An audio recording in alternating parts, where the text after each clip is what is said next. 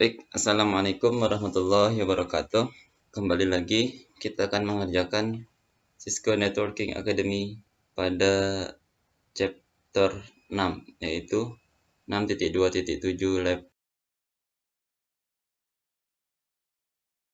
Sebelumnya, perkenalkan, nama saya Ismail Faruqi dengan NPT 41180042 dari kelas Instrumentasi 7B.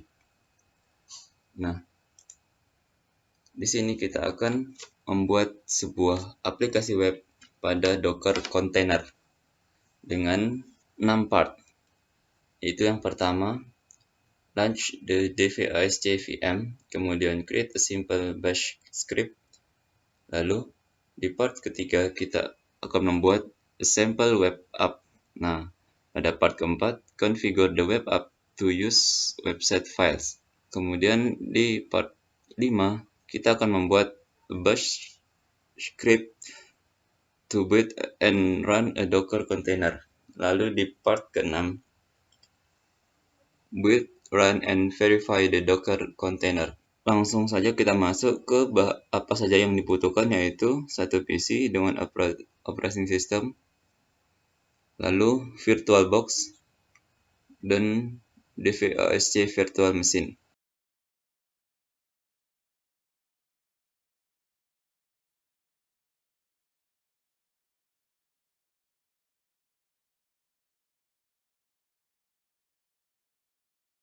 Kita akan membuat script simple bash.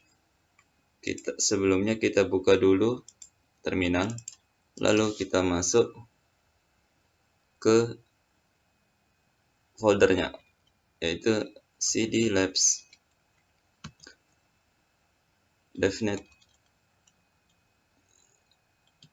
src sample app. Nah, di sini kita sudah masuk foldernya, lalu kita memanggil filenya dengan cara touch user input.sh. Nah, di sini kita sudah memanggil filenya. Kemudian kita masuk ke step 2, yaitu open the file in the nano text editor. Nah, kita akan mengedit file itu. Kita masuk ke melalui nano text editor dengan cara yaitu nano user input.sh. Nah, kita sudah masuk. Lalu kita masuk ke step 3.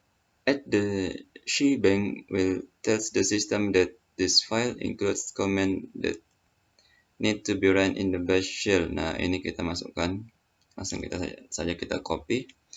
Lalu kita paste. Nah, sudah. Kemudian add simple bash command to the script. Nah, kita akan memasukkan komen pada script. Ini dia. Kita copy saja biar cepat. Copy. Lalu kita paste. Kemudian step 5, exit nano and save your script dengan cara Ctrl X lalu Y. Kemudian kita keluar. Kemudian selanjutnya di sini tujuan chmod ini yaitu untuk mengubah change mode, yaitu mengubah modenya agar bisa digunakan oleh semua pengguna all user. Lalu kita panggil lagi. Nah, ini ls-l. Nah, di sini berubah yang awalnya putih dan berubah menjadi hijau. Artinya bisa digunakan oleh semua pengguna. Selanjutnya kita masuk ke step 8. Rename the file to remove the .sh extension. Dengan cara move yaitu mv user input .sh user input. Nah, ini akan mengubah namanya dari user input sh menjadi user input doang. Lalu kita enter.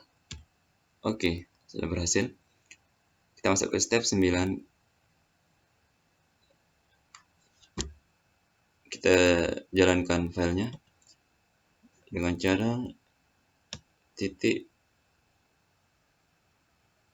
garis miring user input. Oke, nah sudah jalan. Ini kita tulis Faruqi. Oke, sudah berhasil. Lalu step 10 investigate other bash script. Nah, di sini kita suruh meninvestigasi script bash yang lain di internet. Lalu kita masuk ke part 3. Create a sample web app. Nah, ini sekarang kita akan membuat sebuah web app yang simple. Sampel contoh. Step 1. Install Flash and open the port on SJVM firewall. Nah, di sini kita akan, karena di sini kita disuruh untuk menginstal Flash dengan cara pip3 install Flash.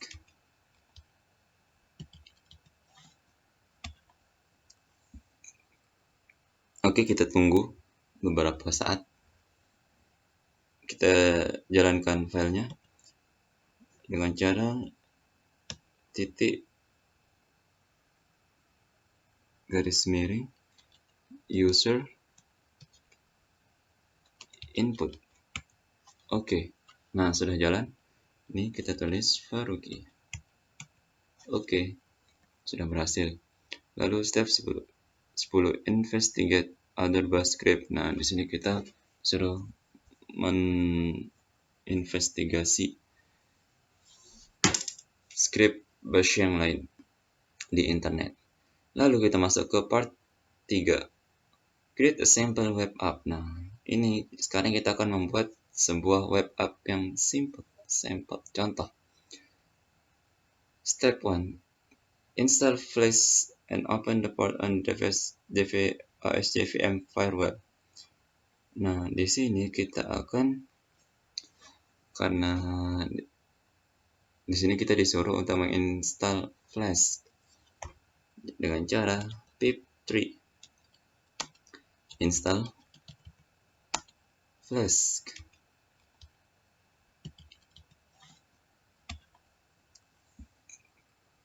Oke, kita tunggu beberapa saat. Nah, di sini statusnya itu sudah already, artinya sudah diinstal.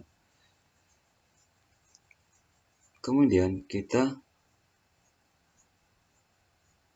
masuk ke add the comment to import method from Flash. Kita masuk ke step 2 dulu. Open the sample API file. Nah, di sini kita membuka filenya dengan cara gunakan Visual Studio Code.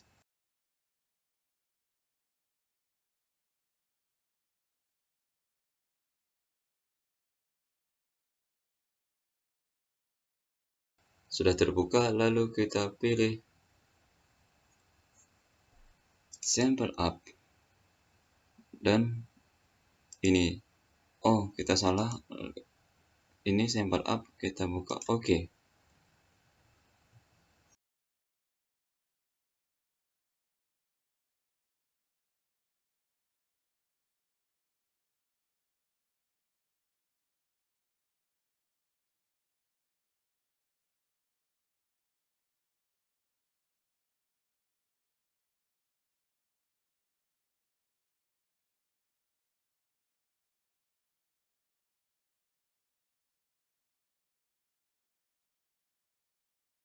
Lalu lanjut ke step 4, kita membuat create an instance of the Flex class. Nah, di sini kita membuat kelasnya.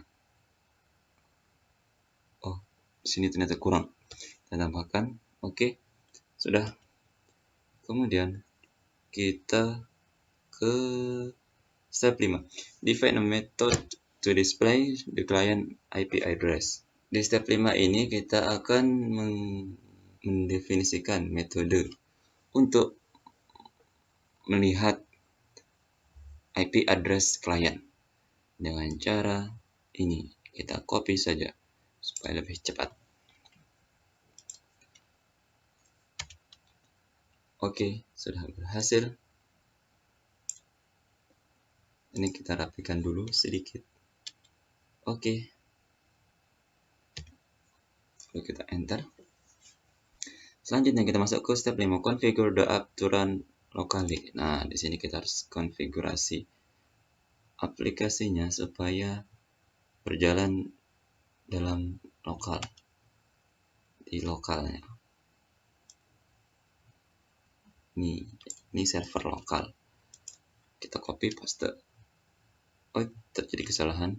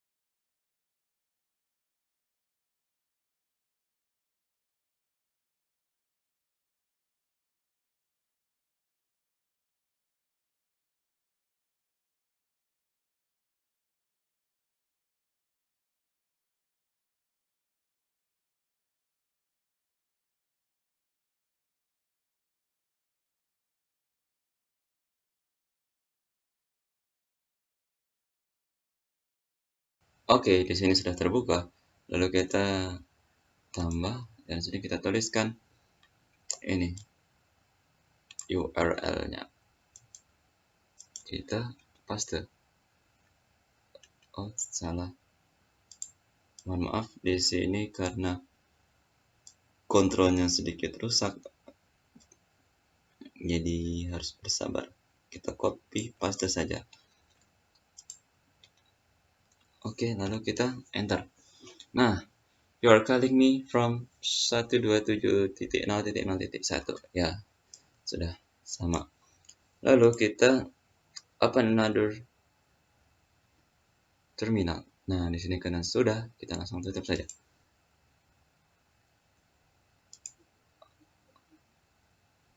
Kita tutup, lalu kita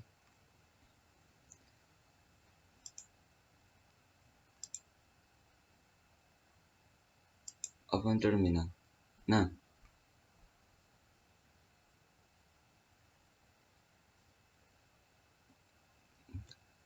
dengan cara code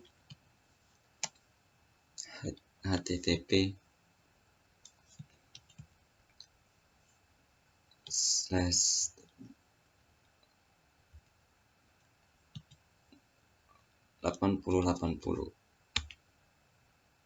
sudah berhasil.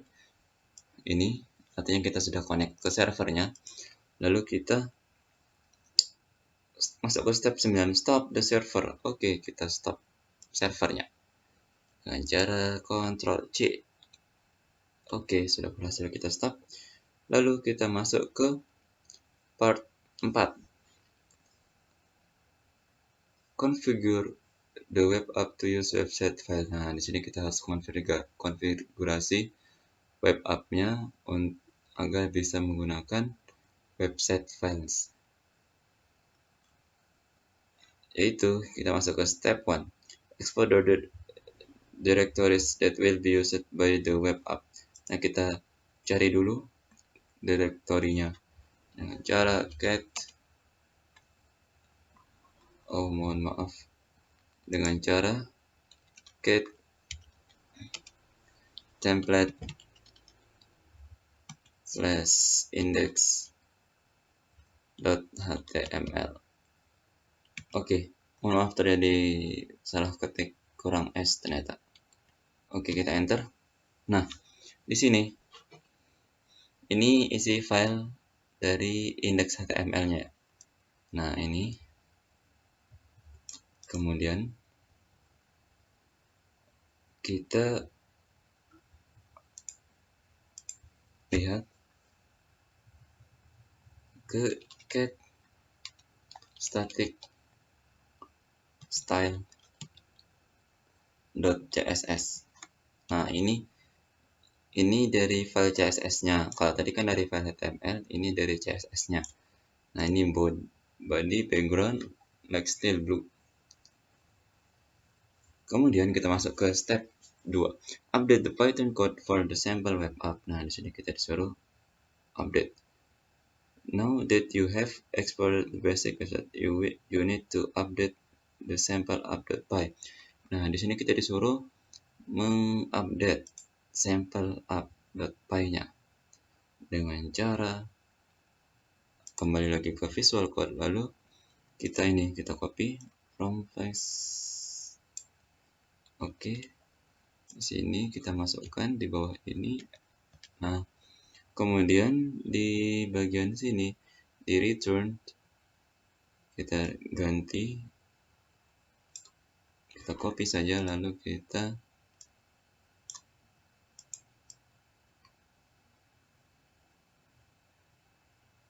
blok, lalu kita paste. Oke, sudah. Kemudian save and run your script. Nah, di sini kita disuruh save dan kita jalankan dengan cara Python 3 sample app.py. Oke. Di sini masih. Nah, ini kita sudah masuk ke servernya. Lalu kita jalankan lagi ke Chromium. Oh, ternyata kita sudah tutup tadi. Kirain tidak terpakai. Buka lagi. Lalu kita add kosong. Nah, sini kita enter. Nah, sini sudah berubah ya. You should get the same output as before. Ya, kita sama, cuman bedanya itu your background will be like steel blue. Nah, di sini backgroundnya itu like steel blue, and text will be for as H1. Nah, ini format tulisannya itu H1. Kemudian open another terminal. Nah, sini kita minimize, lalu kita another terminal. Nah, di sini kemudian kita masuk lagi. Nah, di sini ini file HTML-nya. Yang tadi kan cuma tulisan doang, yang you are called me. Nah, di sini kita sekarang sudah keluar file HTML-nya. Lalu step 5, stop the server. Oke, kita disuruh stop server dengan cara Ctrl C. Oke, sudah. Kemudian pada part 5 ini, create a bash script to build and run a Docker container.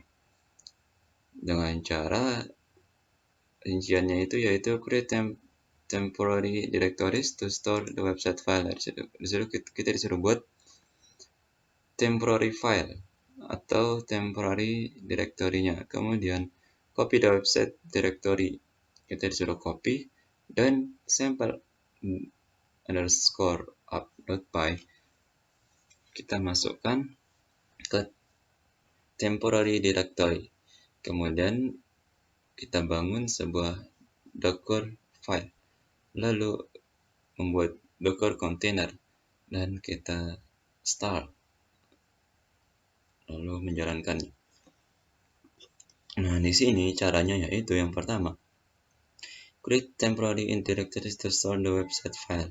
Nah, di sini kita disuruh membuka sample.sh-nya. Apakah bisa dibuka di sini? Oke, lalu kita copy.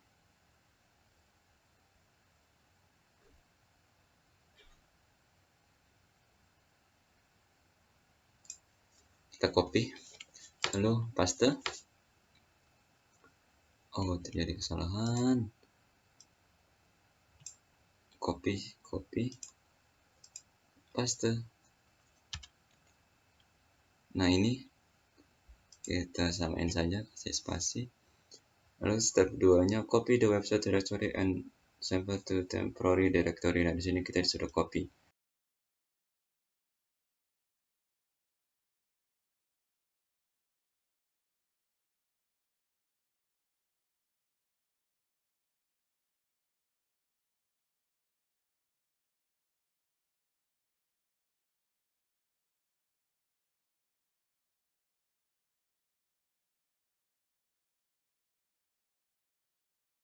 Pada ini kita menggunakan script flash karena sample _up.py yang kita gunakan membutuhkan flash. Lalu selanjutnya kita ke C, kita copy saja, copy, paste. Nah, sudah. Selanjutnya use the docker import command. Nah, di sini kita disuruh menggunakan copy saja supaya lebih cepat. Oke, lalu yang terakhir, ini kita akan menggunakan Python.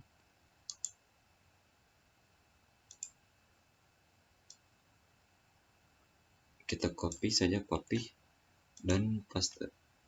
Nah, sudah.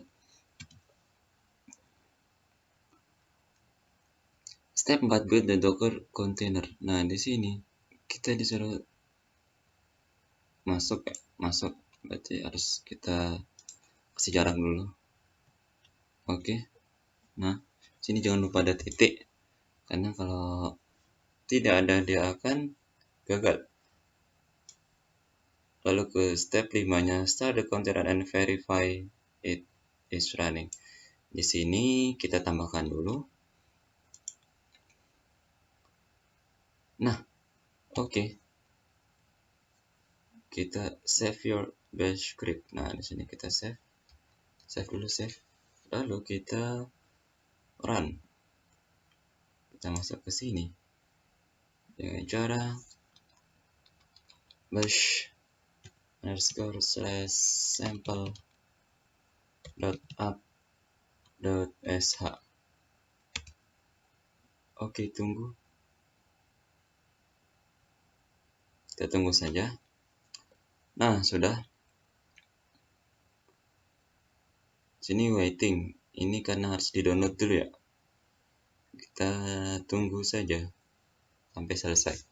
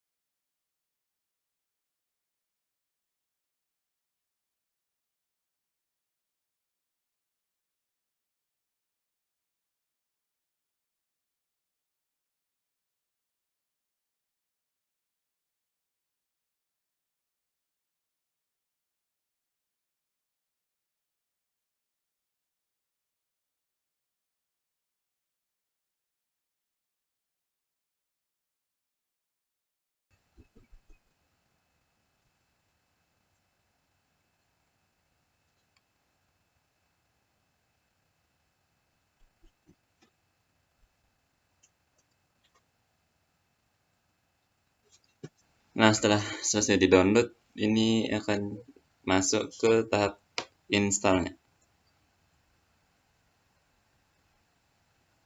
Artinya membutuhkan waktu yang lama.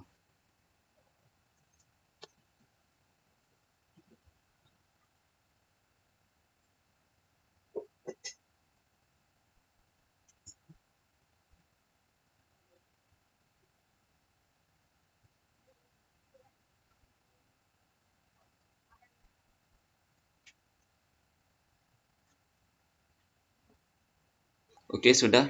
Ini udah selesai.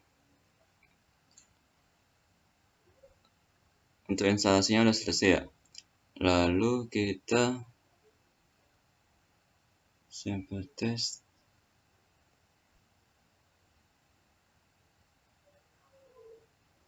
Ini berarti sampai sini.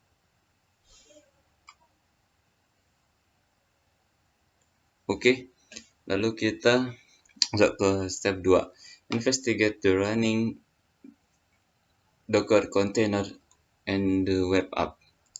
Kita akan menginvestigasinya. Sini kita coba dulu dengan cara ls dir. Oke, sini udah ada docker file. Lalu sample underscore app.py static and templates. Selanjutnya kita notice, kita akan memberitahukan docker file supaya kita bisa membuat bash script dengan cara yaitu cat temp-dir docker file. Oke. Nah, di sini from Python kita akan menjalankan pip install flash, udah expose. Nah, ini sudah sama. Lalu kita masuk ke yang ketiga, the output for. Nah, ini kita akan mengeluarkan docker ps min a. Kita tulis saja docker ps min a running txt. Oke, sudah. Lalu the Docker container creates its own IP address from a private network address space. Nah, di sini di Docker container ini akan membuat IP address dari sebuah private network address yang kosong, yaitu dengan cara kita coba curl http://172.168.08 salah 8080. Oke, kita enter. Nah, di sini ini file index.html-nya ya,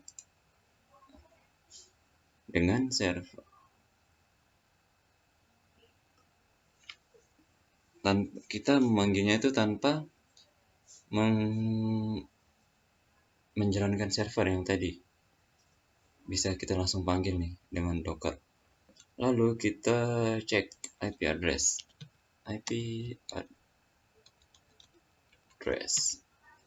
Oke. Nah, di sini kita scroll ke atas. Nah, di sini kan initnya tuh. Nah, ini berarti servernya. Server yang kita gunakan nih. Selanjutnya kita masuk ke step 3, access and explore the running container. Nah, di sini kita disuruh mengaksesnya dan mengeksplor kontainer yang sedang berjalan, sedang running, dengan cara docker exec it sample running bin bash. Oke. Nah, ini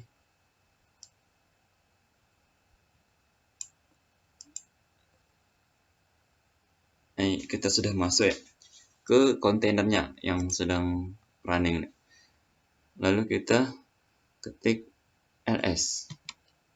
Ini kita lihat direktorinya ada bin, dev, home hingga sampai usr.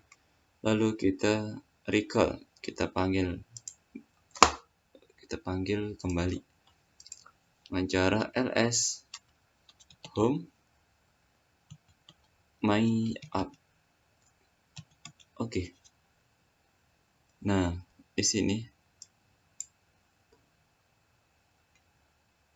kita lihat yang folder itu ya, ada sample app.py, static and templates. Kita bisa melihatnya itu dari kontainer yang sedang running. Lalu kita disuruh exit. Oke. Nah, di sini udah kita keluar. Lalu pada step 4, stop and remove the docker container. Nah, di sini kita disuruh memberhentikan atau stop dan remove, membuang dengan cara docker stop sample running.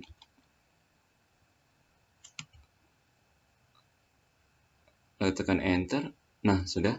Lalu kita lanjutkan docker ps-a. Oke.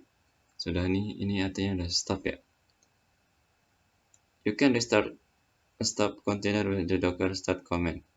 Nah, di sini kita bisa restart kontainer yang stop itu dengan docker start command. Nah, dengan cara docker start sample running. Oke. Nah, ini udah start lagi. Lalu to permanently remove the container. Nah, supaya kita bisa menghapusnya secara permanen, first stop it and then remove it with the docker rm command. Nah, kita harus stop dulu. Kemudian kita remove dengan cara command rm. Tunggu beberapa saat. Nah, sudah berhenti. Lalu kita, supaya nggak capek, ngetik rm. Oke, enter. Nah, di sini sudah berhasil. Dan kita cek lagi apakah masih ada docker ps-a. Oke, di sini sudah nggak ada ya yang berjalan. Jadi selesai. Mungkin itu saja dari lab 6.2.7. Kurang lebihnya mohon dimaafkan. Assalamualaikum warahmatullahi wabarakatuh. Terima kasih.